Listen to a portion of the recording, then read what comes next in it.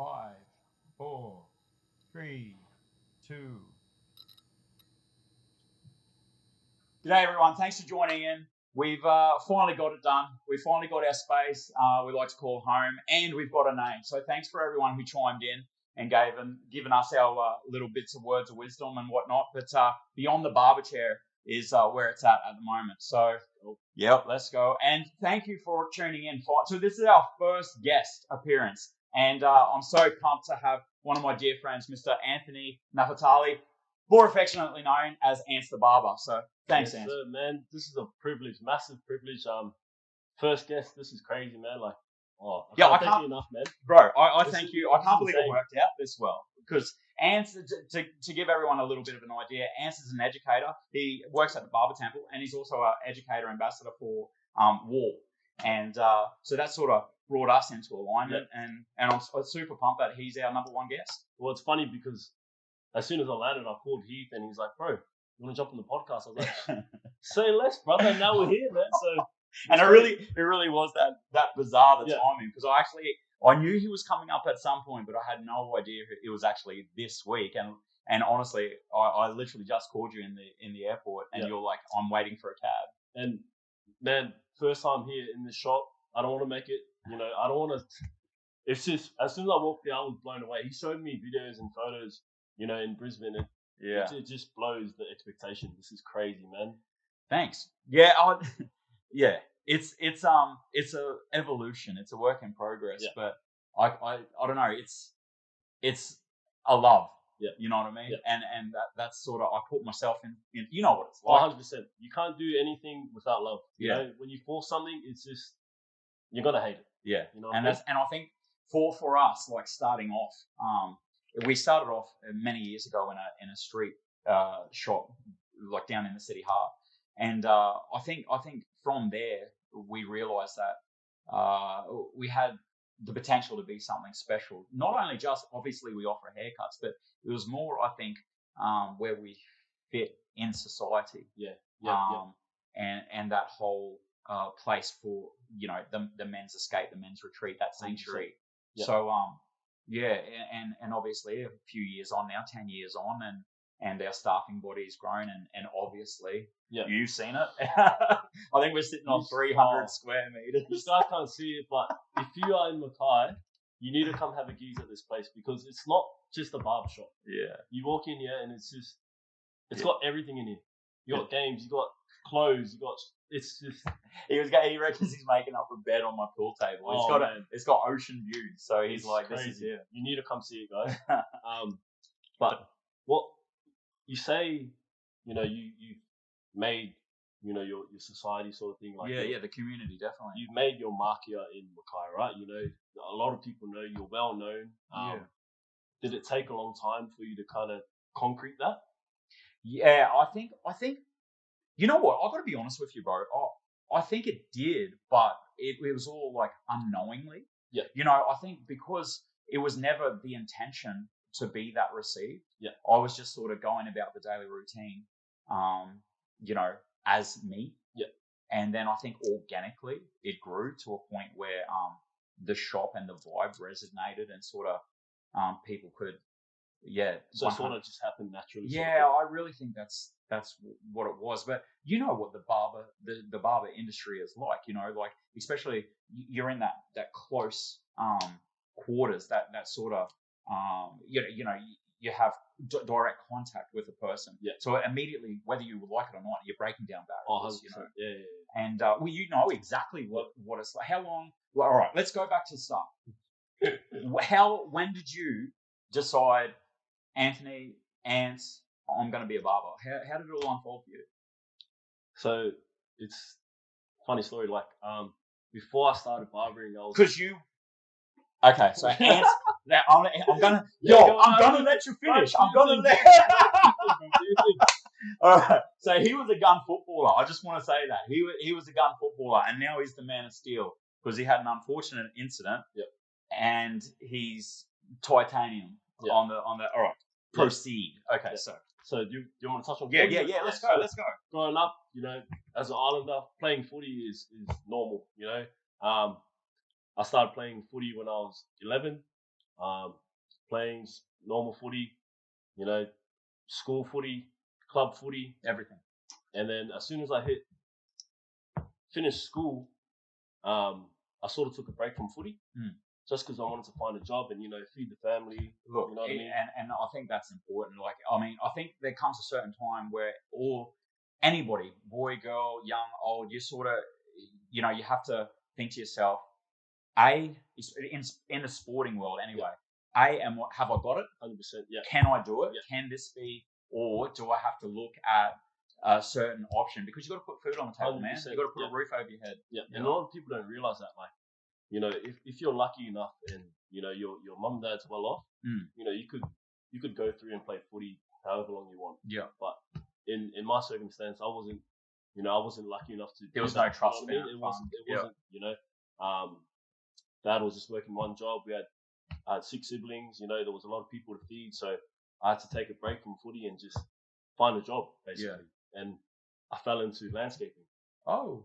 Yeah. So I was labouring for good 3-4 years. Yeah. And then I got sick of it. Yeah, it's hard work, hey. Like waking up at 4 a.m. and like for all the tradies out there, I feel your pain. The sun waking up early in the morning. Yeah. No one's even awake. But yeah, I got sick of that, man. Like it wasn't for me. No. I knew it wasn't for me, and I didn't know what I wanted to do. To be honest, bro. Yeah. I didn't know barbering was for me.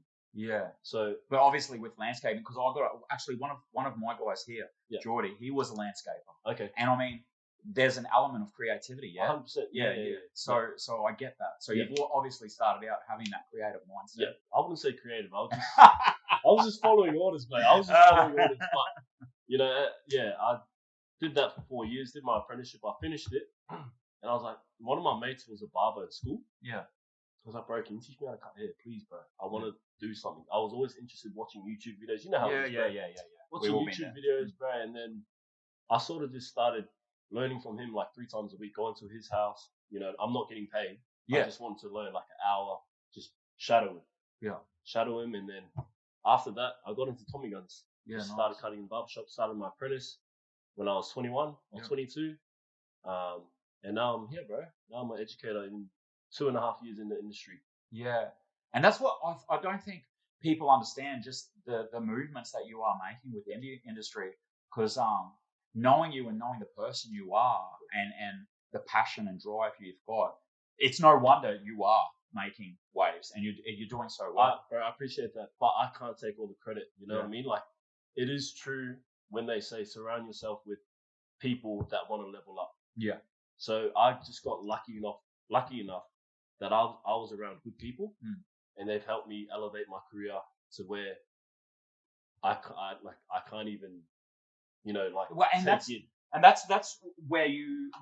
Well, is that your relationship with Fraser? Is that where they come in? 100%. So Fraser, he is. How would you even? He is, bro. Yeah, I don't know. It's hard to explain.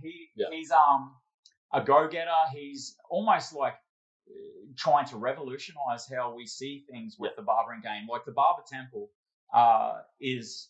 Yeah, well, it's for anyone that has no idea. Barber Temple is like Mecca for barbers in not only Queensland but Australia, and it really is an international benchmark. We've had guys come over. We were not long ago. We were at seminars down in Barber Temple, and we had people come across from Yuki from Japan. Yeah. We had Mr. Simon Shaw. He came and joined us from the UK. Yeah. And they all said that what he's done with that place down there is just it's second to none. Yeah. What on earth is it like being with that creative mind, and not only that, having that as your workplace, and him as your mentor. I can't thank that guy enough. Like, I never compliment him, so if he watches it, he's gonna watch it. Stop watching right now.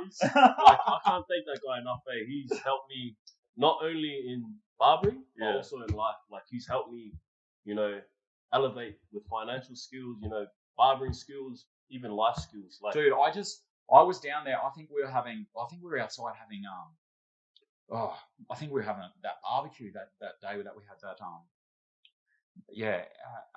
there was that lunch break for like, I don't know, half an hour or something. Yeah. And I picked his brain for like, man, it would have been like 5 or 10 minutes. Yeah.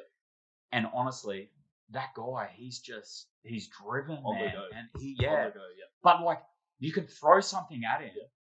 and it's like he's already that idea. Like, people come into my shop, right, and people say, you know what you should do, and I love the fact that they've, for a split second, taken our best interest on hand and at heart to come up with scenarios that we can inject into our shop. Now, in my scenario, especially because I've been in the industry for 20 plus years and I've had my own shop for 10.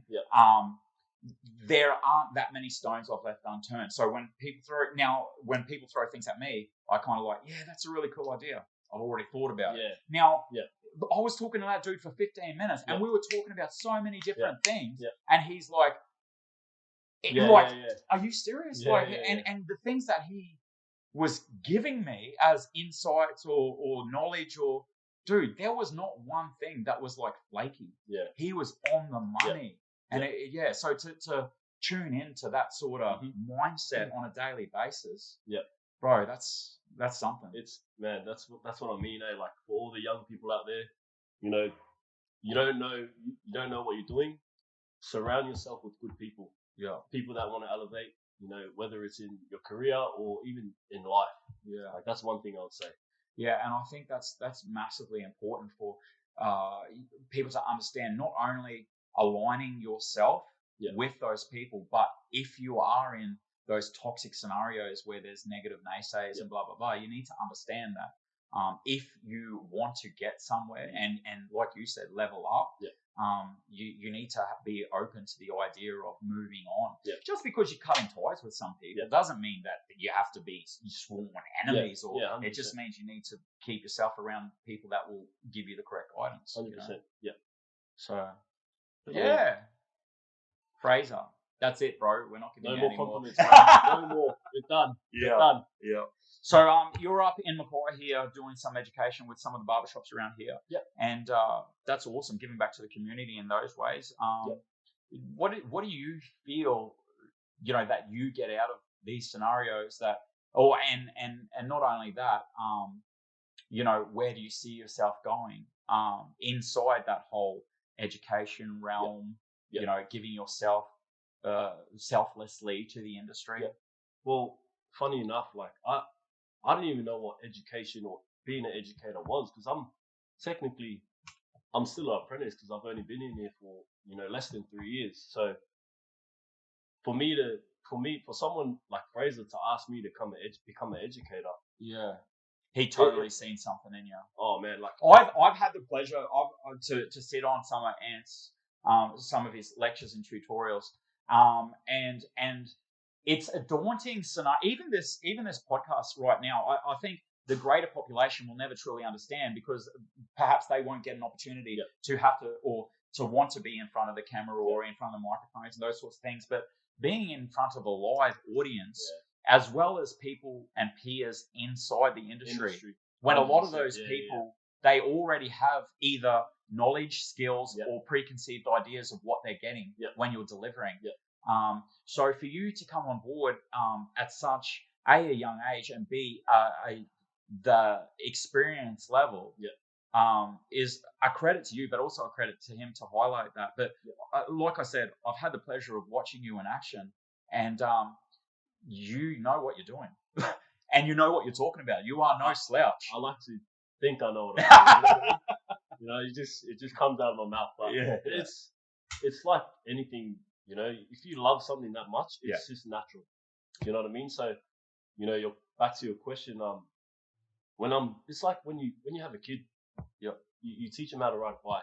You get satisfaction from that. You know what I mean? 100%. So when I'm teaching something that I love to someone that's a fresh, new apprentice, and I see them do that cut, I don't know. It's just something about it that just gives me satisfaction. You know what I mean? Yeah. And I guess in some ways you're getting a sense of completion 100%. through them, 100%, because that satisfaction of knowing that your skills educating gave them the ability to sort of achieve in their life. Because you've got to remember, they're putting food on their table and the roof over their head via your artistry and your knowledge. Yeah. And I'll always say this, like, I'm not the best barber, and I'm far from the best barber, like, in the world or Australia or even in Queensland. But the little knowledge I have and being able to spread that to help even one person, it's massive for me. Do you know what I mean? So, I've been all over Australia to different barbershops, different salons, hundreds of apprentices, even qualified people. And if I could teach them one thing, if it's in barbering or life, it's a success. That's me. Yeah. 100%. And that's I was actually I put up a little edit just the other day, and I was saying, in regards to this podcast and even my shop, I'm not by any means saying that A, I've got the answers, and B, my way is the way. Mm-hmm. It's a way. Yeah. And if you watch what I'm doing and think that you can do it better yourself, or you think you found an alternate way to achieve something, then my purpose is like I've been fulfilled and almost verified, if you will, because and again, it's that teaching element that you've given someone inspiration or the knowledge to succeed. Yeah, 100%, bro. That's awesome. 100%. And the fact that like you are so passionate, that's where your passion, and I guess mine as well, that's what led us to meeting each other.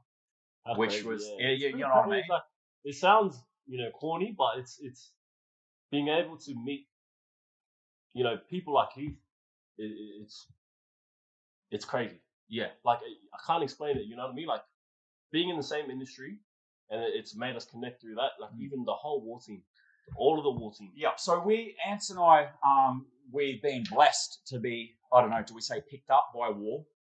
So we started off in an ambassador capacity, and I guess I don't know, we gave enough, and it got sort of a spotlight got put on us, and we were able to put our best foot forward and turn that ambassador role into an educator role. So now we're currently on the education team for war, along with so many other great minds in our industry, and that's yeah, you're right. It's pretty crazy because I've done education this whole year, and I thought, not that I thought that I knew everything, but I thought I knew a lot until that boot camp. Yeah, it just goes to show, like, you can't be closed-minded in whatever you're in. Yeah, whether it's sport, whether it's in business, whether it's in your career, like you can't be closed-minded. You always have to be willing to learn. And it's that constant learning that creates the evolution, that creates the 100%. Spawns the creativity, and I think that in itself is what you suppress your own growth, you're dead in the water. Yep. And being so we went down to actually Barber Temple, and that was the first time that I'd seen that place and met Ants, and I was blown away by the facility, but also that was when I really understood that even though I'd been in the industry for 20 plus years and I cut hair, a lot of hair every day, every week, every month, I learnt so much. Yeah. And I was just surrounded by inspired people offering inspiration. Yeah. And I think that was the bigger thing. I think, sure, all the guys that were in the boot camp and in the War Academy training, they were all amazing and they all offered inspiration, blah, blah, blah. They each was inspired off of the next person. Yeah. There was no ego. Let me tell you, some of the guys. How good is that, bro? There was no egos in that for the whole time. It was like we went in there, not one person had a wall up. I was kind of worried about that, to be honest, too, bro. Dude, like, being barbers, bro. You know what I mean? Yeah. Because that's how we sell ourselves. Yeah. It doesn't matter whether you're the greatest. I don't think, and truly, I haven't met barbers in my lifetime that have had egos that big. Yeah. I haven't, personally. Not saying that they're not out there, but I haven't. And certainly me coming from rural Queensland, Mackay, North Queensland, to coming into Brisbane, and knowing, that I was meeting, Yuki for like, I mean, she's global, bro. She is global. And then Sarah on the covers of magazines, like these Benwood Scissorhands. Like, are you for real? Yeah. Rob, and then the King of the West, Jimmy, Chop. Yeah. Oh, me, crazy. Mark, Esquire, like all these people, like, and there was not one. There was not one ego, and I was just like, these aren't peers. No. These are family members, man. And it just changed the game. It's good because like it's like when you walk into a new barber shop. Like if you're not a barber, when you walk into a new job and you just click with people straight away, and you just know that you're meant to be there. That's how it felt when we went to that boot camp. 100%. It just everything flowed well, no egos, everyone got along, laughing. We went out for a few drinks. It just went smooth. Yeah, not one hiccup. No. And I think that's for me going down there, and I guess it's like, I don't know. I don't like thrusting myself on a pedestal. I have to be like Heath, the shop owner, and Heath, the big voice, like in my shop. But like, when you see me in circumstances where there's other industry leaders as well, you tame yourself right down, and you like start not second guessing your ability. I don't think you tame yourself down. Like everyone's there. Really, you know what I mean? Like everyone's on that level because everyone's sort of has that reputation. Do you know what I mean? Yeah. So like you didn't not act yourself. Yeah. Do you know what I mean? Yeah, so you didn't bring yourself down. You just stayed. I think everyone, but this comes back to the leveling up and keeping yourself surrounded with people that are driven also, or perhaps they keep yourself in with people that reflect where you want to be. 100%. Yeah, 100%. So that was a magic. Yeah. That was a magic time. Yeah. Met so many good people, and I think, and plus going out for a couple of drinks, that sort of sort of broke the ice even more. It was good. Yeah. That was good. This is where we probably could insert some stories, but we won't. Mr. Simon Shaw, who's petrified of reptiles. I'm not saying that we've seen. Ant's got him good. This Simon is man. He is like bigger than life. If you're watching, man, I've got nothing but he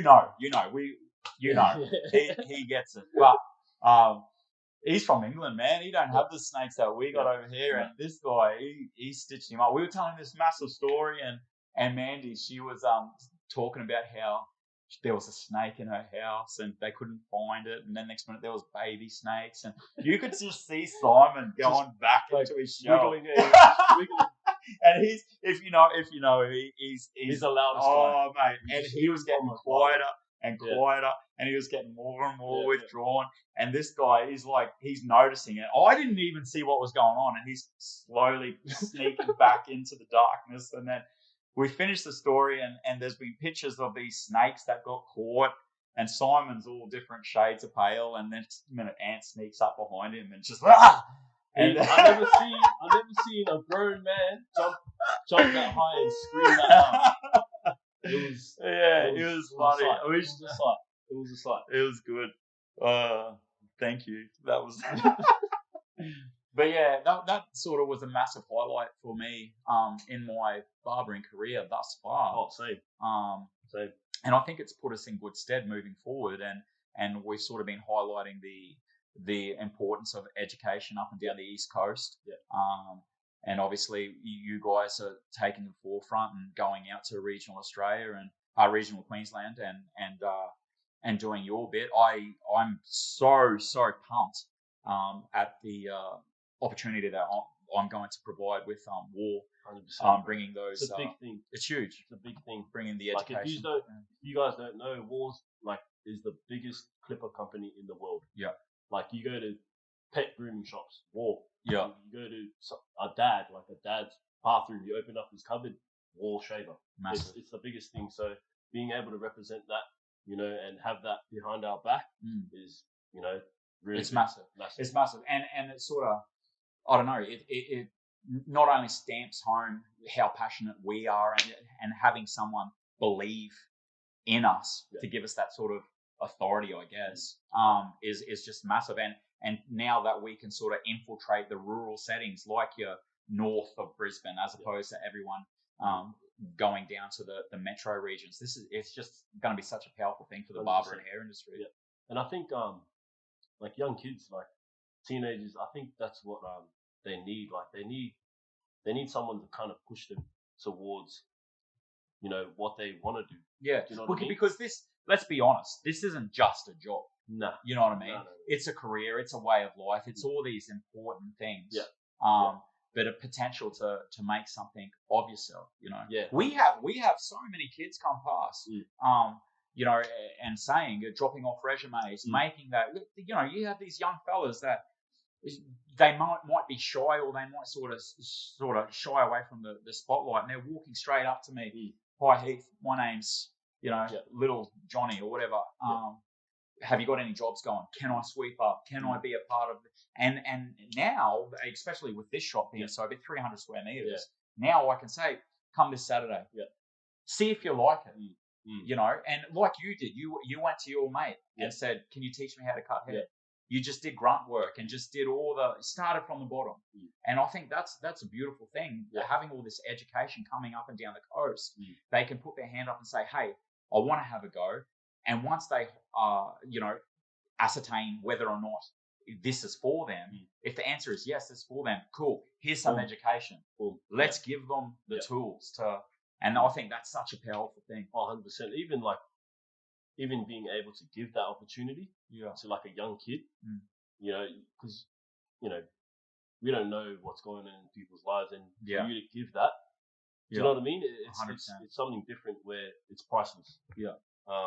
But and I think as life is going on, you know, I'm getting a bit older and understanding the gravity of you never know what life other people will lead. You've never until you walk a mile in their shoes type deal, you know, because, you know, there's a lot of people that are going to work with that brave face, or, you know, or in jobs which they feel that's not taking them anywhere, or they get stuck in that grind. We've been lucky to fall on our feet in an industry that's just given us so much, whether it's, you know, roof over our heads, food in our bellies, priceless friendships that I'll take to the grave. So to finally get into scenarios where we can sort of help the youth, sort of give back. And man, that's so important. You know, to give back to the community at in some way, shape, or form. That's why I love this shop, bro. That's why, you know, today alone, like there was about 10, 11 high school kids in here this afternoon. I've got a pool table in my shop, and it's in one of the major shopping centres, and, you know, kids are in here playing pool, and they're not out on the streets causing dramas. It's like a safe sanctuary. It is a safe haven, you know, and that's that giving back, you know, to the community is, I think, it's priceless. Now, can we afford to do some sponsorship? Can we get you know, who knows, some sort of bursaries, or that football team need a new jersey? You know, these are the things that growing up without, and then getting yourself in a position that you can actually provide it and give back. Powerful. So powerful. And you would see that now going up and down the coast and going to these lectures and doing all these things. You know, man, like I have to say this, like I've been to so many barbershops and salons, but this has to be the craziest shop. Craziest shop I've been to. Like this is insane. Like I can't explain, bro. Like I'm not just saying that because you're in front of me, but this is the craziest shop I've ever been to. Like what you have here and the opportunities that you can give is priceless, bro. Like it's insane. I think that can I ask you a question, bro? All right, let's go. What are you gonna do next? Because you have everything here, bro. What is next, bro? Like you I don't know, bro. Like, you got a full back room there that you can do so much. What is the plans, bro? You know, everyone that's probably been to this shop is probably laughing now because they know what I'm like. I'm just like, that's why it's so crazy, because I don't sleep. I just come to work with new ideas, and I guess moving the shop to so HBHFM, forever and a day. When we first opened that up, we were sort of breaking the words up. It was like Heath Payne Hair for Men, but we stopped, using that for so long now. And HBHFM has been its own brand, its own entity. But if I was to look at what the letters stand for, the HFM now certainly is hair, fashion, and motivation. We got the barbershop. We've got like-minded people working. It's constantly growing and evolving, always looking at hiring new staff if anyone's watching this. That's not a plug, but it's a plug. But so the hair, fashion, motivation, the fashion component, forever and a day, I've always been doing, fashion in some realm, busting out the t-shirts and fashion design with clothing, full stop. And we've got the HPHFM range. I think you smuggled a few out when I seen. I got a clean shirt. Don't worry, I got a clean shirt. Yeah, he'll be leaving with more. I'm taking the whole rack. So that was, and obviously the motivation falls into this, like the podcast and the outreaching and those sorts of things. So now that we've sort of concreted those sorts of elements and what we are, the evolution, I get, like you said, that back room. I've got a big back room. It overlooks the ocean. I don't know. I'm thinking of doing crazy things and turning it into some sort of rooftop bar type idea with vinyl DJs. I'll probably... If you do that, bro, I'm flying up here every weekend, bro. Spending the money, bro. Yeah, well, my boy kid Benny Tass, he DJs down in Melbourne. I've been telling him forever and a day to bring his decks back. See if we can make some noise up here. But it's a good space. We've already got the pool table overlooking the river, and the back room overlooks the river as well. But I just sort of feel like it's a little bit too good for just a back room and eating lunch. Why not? We sort of turn. Do you ever get people just come in and just chill? 100%, all the time. Yeah, all the time. I think that's we've got to, like you would see when you come in. It's a very open forum. Yeah, the barber chairs. It's a very big shop. They sort of look at each other all the way down the cubicle. So it's nothing for us to spin the chairs and start broadcasting conversations across the whole. And obviously you have some people that might be sort of needing a shoulder, so you sort of can turn around and get a bit personal. But for the most part, it's a very open forum barbershop, and we spit conversation back and forward. So with the pool table and this sort of bar area here that turns into a podcast area at night, people just come and chill. Do you ever get the guys where you don't have to say names? You ever get the guys that just walk in and you're like, oh, he's here again. Yeah, he's here again. They're not coming. They're not coming for a haircut. Yeah. That sometimes happens because usually it's like, oh, Heath, do you want to quickly knock off and go for a beer downstairs? It's like, oh my god, he's coming to corrupt me. And it's usually one of my best friends or my cousins or something. I've got that many I've got something like 400 and something cousins. It's stupid. So there's always someone dropping in. It's but it's a bit of fun. But that's us, isn't it? That's the barbershop realm. It's not only just the service of cutting hair, but it's that camaraderie that the barbershop. It's that staple necessity in a man's sort of it's the only thing we have. Well, when you're finishing school, because you have your sporting teams and those sorts of things, and for a lot of people, especially when you have, if you're delving into having families and relationships and or heaven forbid you do a injury to your leg and can't play rugby league anymore, and it's some people do find solace in the camaraderie that a barbershop offers, and for me that's strengthened what we're about. Bro. And I always say this, like, when people walk in, we're not only barbers, we're therapists. We're a friend. It's not only about cutting hair. What we do, like all of my regulars at my old barbershop were a lot of old men.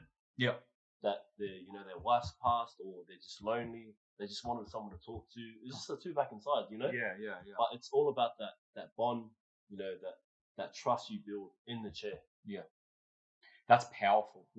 That's changing. And because some, especially 2022, we're getting a lot of entities now coming out for men's health or well-being, just as a whole. So because of the highlighting of these scenarios, I think you become a little bit more aware. And know, like, you sort of like kind of put that in the back of your head. You're like, this guy's reaching out. You know, he needs. Yeah. And that's, I think, where shops, as a whole, not just mine but everyone's throughout Australia, is certainly becoming a little bit more aware and educated on these matters. You know, or like, you know, once you sit in the chair, that barrier just breaks down. Like 100%. Men, like we don't like to talk about our feelings. No. You know, it's back in the day, it was kind of sort of looked down upon. But now it's like, boys don't cry. Nah, boys don't cry. I hate that, to be honest. I don't like that. Like, I don't like that saying. Like, I cry all the time. You know, like it's normal. Like, it should be. You know, we should be able to. It should be socially accepted. 100%. Yeah. So being able to kind of forefront that advice and that sort of that inspiration when someone's sitting in your chair, is different. You know what I mean? Like, it's a real thing. Men's health. We need to be sort of more aware. Of and that accept it is real. Yeah, it's real. It's out there. You know what I mean? I've lost a few family members to suicide, so you know, being able to kind of voice out to, you know, the young community, even the youth, you know, even old people, you know, elderly, that someone's always there. We're always here to listen. You have a shoulder to cry on, whether it's, you know, your mate or even the barbershop, someone you don't know. You know, that's right, man. It's real. Do you think perhaps a lot of, you know, those like outlooks and those things that you just talked about, do you think that sort of also contributed to what made you become an educator or want to become, just because you can sort of, I don't know, help to guide and shape people? 100%, bro. 100%. Like for me, like you know, all you islanders out there, you know that, you know, having an islander parent, they're strict, and they're real traditional, so I didn't get like to speak on how I was feeling, sort of just straight edge, because it's kind of a regimented upbringing. You know, it is very black and white. It is 100%. Very yes and no. There are no grey areas. No. So it's kind of, it's not taboo to talk about your feelings to your mum and dad. Like, I can't speak on everyone, but I didn't really have that growing up. So talking to my mum and dad, I didn't really talk about my feelings. You know, I'm feeling sad at school, I'm getting bullied, I'm getting this, I'm getting that. It was sort of just do what I'm told and just go with it. Do you know what I mean? 100%. So being able to kind of, I've had that growing up. So then I'm in the position where I can help young people voice what they want and how they're feeling. It sort of kind of gives me that satisfaction of me not having it. Do you know what I mean? Like, it's a more satisfaction. If that makes sense. Speaks volumes of your growth, personal growth, though, to get to that position where you're like highlighted, like a need. You sort of grew within yourself to a point where you're like, okay, I'm going to offer myself selflessly to other people that perhaps need that same scenario. Looking, and now that you are who you are, Ant the Barber, making waves in the national and international barber scene, what is mum and dad like now? Are they? So mum unfortunately passed a few years ago from cancer. But my dad, he doesn't. I don't think he realized. I haven't really, because he hasn't. He's been to one of my shows. But he doesn't realize where I am. With what I'm doing. Okay. But he knows that I'm doing good. That's all he wants, is if I'm doing good, then he's happy. That's cool. I'm hearing that. My mum and dad are like, oh, what are you doing now, Heath? And I'll say, oh, yeah, okay. All right. And how are you, son? Yeah, I'm good. Oh, that's okay. But yeah, they're my number one champions. And as much as they probably cringe when I'm going to tell them I'm offing into another idea or another stratosphere, they're a little bit. I wouldn't say they're scared for me. I would say that they are. They hope for the best. Well, I think it goes back to like the old generation. Like they're sort of just like do one thing and do thing and stay good at it. Do Yeah. you know what I mean? It's not like nowadays we can sort of branch out to like what you're doing. Like you're doing fashion, barbering. You know, it's foreign to them. Yeah. Do you know what I mean? Yeah, 100%. So that's why I think that's why they sort of think like that. Yeah. Do you know what I mean? Yeah. And that's really, that is a massive thing, and that I honestly think that's very correct, especially now, because I think the statistics are like people chop and change jobs like every 5 years or something. It's something insane, and a lot of those guys, they're still slinging bricks or like nailing timber or you know, like they've been doing their whole life. You know, and they're and they're insanely successful, and they're doing great. I think probably and possibly I'm a little bit envious of that, because you know, now with the social media and all these external influences and the pressures of keeping up with the Joneses and becoming something, people are like wanting to jump and morph to get to the next, you know. So I think that is in itself is a huge thing where and contributing to people not actually knowing who they are or where they're going. Well, if you think about it, bro, when you go like drive past like construction sites and that, when you see like bricklayers and concreters, it's like there's a lot of elderly people. You know what I mean? They're all tanned up. You know what I mean? It's because they stick to what they're doing. So that's that old, comes back to that old generation, you know. And it's nowadays where people can just branch out and do whatever. You know what I mean? And I mean, with the social media component, like you've got people, like I remember back in my day when, you know, the Nintendo first came out, or when we first got, I think, dial-up internet, where it made that weird, you know, because you had to use the same phone line, and it'd be like, I wouldn't know, bro. Yeah, all right, whatever. Well, back in my day, he's young, but back in my day, and then it'd be like, Dad would be yelling out like, "Who's on the internet?" or "Who's on the?" And of course, it was me. I was studying. But yeah, you know, like now, and Mum and Dad would always be like, "Go out and get some fresh air. Go and kick the soccer ball. What are the neighbours doing?" Or my younger years, I grew up in a cane farm, like the primary industry, cane farming industry, and I had my cousins on the property. I had best mates, 100, 200 meters down the road, and we'd all be playing football. Or I grew up on the banks of Alligator Creek, so we were always prawning or going catching crabs and fish and all those sorts of things. And we'd probably get told off if we wanted to stay inside. Now people are making livings off of social media, off the iPhone, off of influencing and all these, and it's such a foreign thing. But it's a real thing. It's crazy. And it's awesome. But it's new. And it's evolving. You know, you can be an influencer. You can, TikToks and like, oh my God, like the mind people boggles. Making crazy money, bro. Bro, I'm thinking myself, like, what can I do? This? Shoes off, big pics. Well, when you got a face like you kicked in wheelies, don't think people want to like sign up to that. But yeah, that's the evolution of society these days, man, and it's a pretty cool thing. So that's probably us, I'd reckon. We've had a bit of a banter and a bit of a yarn. We've stuck to absolutely no questions that I was supposed to, but it was good. But I do have some rapid fire. I've got 3 questions. Yeah. So at the end of every podcast, I think I'm going to make a habit of asking a few questions, and here we go. So. Barber Ants the Barber, Anthony Nafatali, what is your favourite meal? Large double quarter pounder meal, minus the pickles and onions, and add mayonnaise, and then 24 nuggets on the side, large meal with a Coke. Hey! My God! Bro,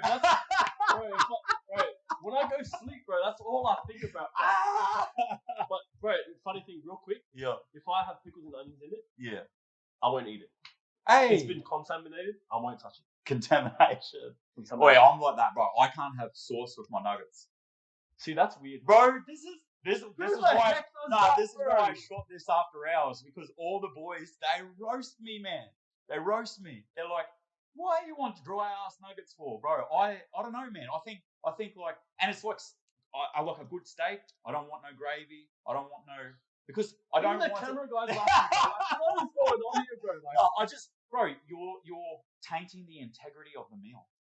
I like that, but I'm not gonna dap you up. Come bro. on, bro.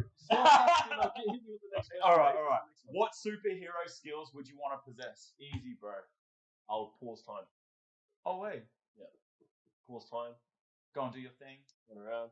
You know, just That's cool. slap people's heads in that. My God. And the last one. Dead or alive. If you could see one musician in concert or band, a musical act, dead or alive, what are we doing? Where are we going? I'm gonna have to go the staple Michael Jackson, bro.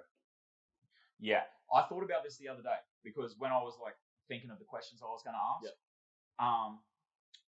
would it be the dangerous Michael Jackson or would it be Billie Jean Michael Jackson? Billie Jean Michael Jackson, bro. For real. Yeah. See, it was a hard one for me because I actually picked dangerous because I thought that not only had he evolved as an artist, but also the show, the stage show. You know what I mean? Because the costumes and the fireworks and all these things, you know. But I have one question for you though, bro. okay, Michael. Yep.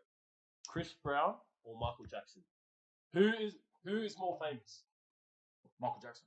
Okay, so who would you pick though? Who's more? Who's the guy? You know what? I would like to see Breezy in concert. Yeah. So if you were to pick one out of the two, you'd pick Breezy. See, it's hard because I watch some of his dance moves and I like Michael Jackson's dance moves. Yeah. You know what I mean? So it's like, you know what, bro? Man, I'm old, bro. Michael Jackson. Okay. Michael Jackson. I respect that. You respect that? That's a cool cool answer. answer. More? Yeah, go on, bro. This is Mikasa Sukasa. Like, let's do this. Chris Brown? Yeah. Kanye. Chris Brown.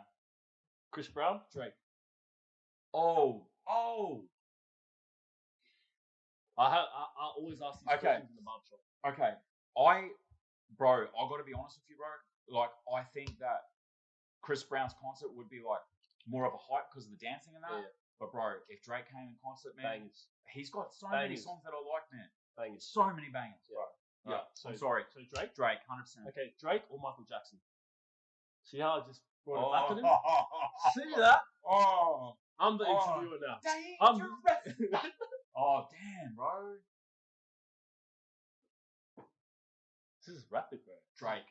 Right, easy done. Drake. That's us. Drake? Oh, man. Can I take that back? Drake? No, Drake. All right. That's okay. Oh, man. People are going to grill me over this, bro. You're going to get roasted. All right. Thanks for everyone for tuning in. Thank you so much. Big thanks Mr. Anthony Nafatali, one of my dear friends. And it's a name that he's shooting. He's a rocket. Follow me on Instagram, Anthony the Barber. That's where it's at. But thank you guys for tuning in. This has been Beyond the Barber Chair, and looking forward to seeing you guys next time. Peace.